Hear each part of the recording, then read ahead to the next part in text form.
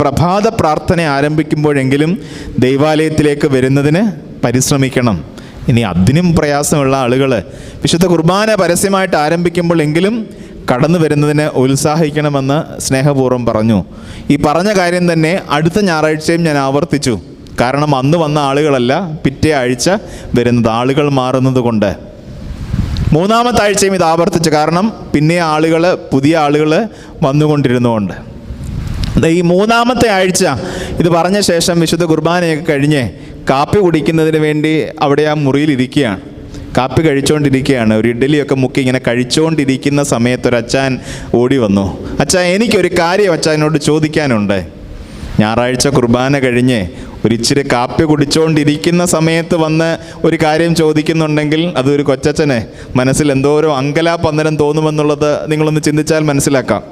കാരണം ഈ കാപ്പി കുടിച്ചിട്ട് ചോദിക്കാൻ